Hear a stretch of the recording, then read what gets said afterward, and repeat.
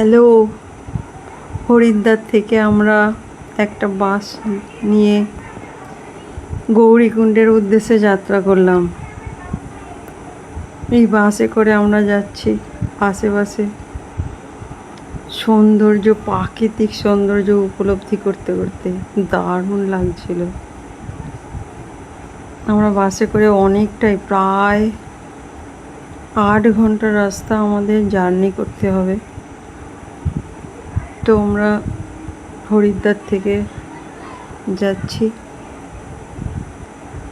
এটা দেবপ্রয়াগ, এই জায়গাটার নাম দেবপ্রয়াগ। পুরনো যে ছিল সেটা পুরো ভেঙে গেছে রাস্তা। 2013 সালে যে প্রাকৃতিক ধ্বংস হয়েছিল, আমাদের আর একটা পিকচার ছিল দেবপ্রয়াগে। আগে আমরা 2008 সালে যখন এসেছিলাম। অবশেষে বাস থেকে আমরা এখানে নামলাম, যেটার নাম হচ্ছে সোনপ্রয়াগ।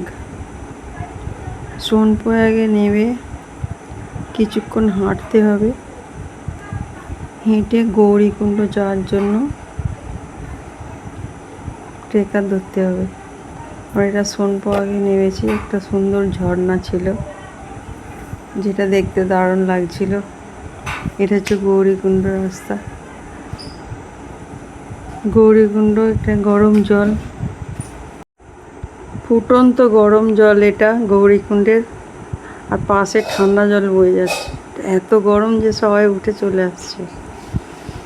দেখে বোঝা যাচ্ছে না কতটা গরম। আর এইখানে পাশে বইছে অলকানন্দা, প্রচণ্ড ঠান্ডা জল, বরফের মতো ঠান্ডা, বরফ গলা জল এটা। আর এর পাশেই গরম জল। প্রকৃতির কি অপরূপ বীভৎস দৃশ্য। আমিও নামলাম। প্রথমে গরমের জন্য নামতে পারছিলাম, আবার জোর করে নেমে পড়েছি। সাঁতার কাটতে শুরু করে দিয়েছি প্রচণ্ড গরম জলে। তাড়াতাড়ি করে উঠে এলাম, উঠে একটু বসেছিলাম। পা ডুবে, প্রচণ্ড গরম জল ছিল। যাই হোক, চান করে আবার ফেরার সময় এইভাবে আবার রওনা দিলাম কেদারনাথের পথে। এটাই সেই পায়দাল মার্গ, কেদারনাথ যাত্রা শুরু। আমরা বিকালবেলা শুরু করেছিলাম, রবিবার দিন। এই যে রাস্তা, এবড়ো খেবড়ো, ভাঙাচোরা, প্রচণ্ড বৃষ্টিতে এইভাবে রাস্তা ভেঙে গেছে। তার উপর ঘোড়া চলছে। আমার প্রচণ্ড ভয় লাগছিল। ঘোড়াটা যেভাবে আসছিল, আমার পাশ দিয়ে হেঁটে যাচ্ছিলাম। এখানে রাস্তা পুরো ভেঙে গেছে, পুরো ভাঙা রাস্তা, পুরো ধস নেমেছিল, বোঝাই যাচ্ছে। এখানে সাইডে শুধু একটা দড়ি দেয়া আছে, খাদের সাইডে শুধু একটা সিঙ্গেল দড়ি। খুব সাবধানে এখানে নামা দরকার। আমি একবার নিচে খাদটা দেখছিলাম। চলতে চলতে সন্ধ্যা হয়ে গেল। বৃষ্টি একটু থামেনি, কন্টিনিউ বৃষ্টি শুরু হয়ে গেছে সন্ধ্যা থেকে। তার মধ্যে সবাই হাঁটছে, আমিও হাঁটছিলাম। আমি নিজেকে একটা ভিডিও করেছি। বৃষ্টির মধ্যে রাস্তা চলা, পাথরের রাস্তা, মাঝে মাঝে অন্ধকার, মাঝে মাঝে স্ট্রিট লাইট জ্বেলে দিয়েছে কেদারনাথের পথে। জয় কেদারনাথ, জয় কেদারনাথ ধ্বনিতে পথ চলা।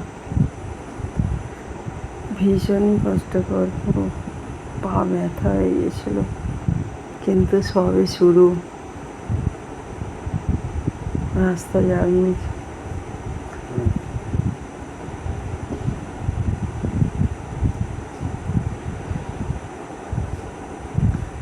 একটু আধটু চলে মনে হচ্ছে রেস্ট নাই, বসি। এখানে একজনকে দেখে অবাক হয়ে গেলাম, যে এই বৃষ্টির মধ্যে রাস্তায় ডন্ডি দিতে দিতে যাচ্ছে। বৃষ্টি, জল জমা, কি ভগবানের প্রতি অসীম আস্থা, দণ্ডবত প্রণাম। এদের চরণে দণ্ডবত প্রণাম। আমরা হেঁটে যেতেই দম বেরিয়ে যাচ্ছে, আমি হাঁটতেই এত কষ্ট হচ্ছে, আর এমনি কিনা ভোরের একটা সিন। রাত্রে এক জায়গায় স্টে করেছিলাম, চলা সম্ভব হয়নি। যাই হোক, ভোরবেলা আবার চলা শুরু করলাম।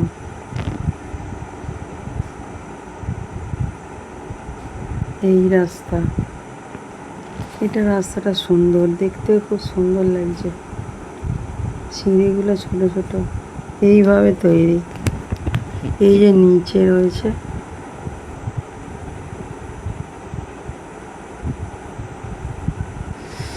নিচের এখানে স্টে করেছিলাম রাত্রে। সকালটা খুবই সুন্দর, এই যে তিরবলের নিচে সকালটা খুবই মনোরম লাগছিল। ওই নিচে পলিথিনের ঘর, ওর মধ্যেই রাত্রে ছিলাম। প্রচণ্ড বৃষ্টি পড়ছিল, যাওয়ার একটুও সুযোগ ছিল না। দূরে ঝর্ণা, সব জায়গাতেই ঝর্ণা। এই রাস্তাটা অনেক সুন্দর, ভাঙাচোরা নয় অতটা। চলতে চলতে এন্ট্রান্স, কেদারনাথের এন্ট্রান্স, এন্ট্রি পথ। এই সিঁড়ির নিচে দিয়ে লাইন দিতে হয় কেদারনাথে পুজো দেওয়ার জন্য, মন্দিরে প্রবেশ করার জন্য। ওর নিচে দিয়ে গিয়ে লাইন দিতে হবে। আমি প্রথমে ভাবিনি, আমি সরাসরি মন্দিরে উঠে এসেছিলাম। পরে জানতে পারলাম এই নিচে দিয়ে গিয়ে ওখানে বিশাল বড় লাইন আছে, বিশাল অনেক ঘুরে ঘুরে গেট, দর্শন হেতু ওখানে দাঁড়াও, লাইনে দাঁড়াও। এই আমরা এত কষ্ট করার পর অবশেষে এই ওম শিবায় নমঃ, ওম শিবায় নমঃ কেদারনাথের মন্দিরের চূড়াটা দেখতে পেলাম। মনটা শান্তি হয়ে গেল, বিশাল শান্তি। আমি এর একটা ভিডিও করলাম, এটাই স্মৃতি। নেক্সট কবে আসতে পারবো জানি না।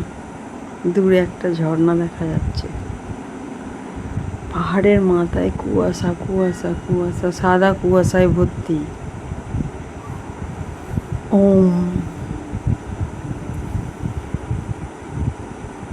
এটা প্রথমবার দেখলাম 2025-এ।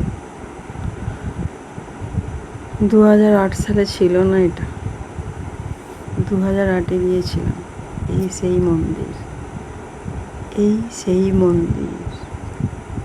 নমস্কার, ওম নমঃ শিবায়, ওম নমঃ কেদারনাথ কি জয়। মন্দিরের পিছনের শিলা। ওকে, টাটা।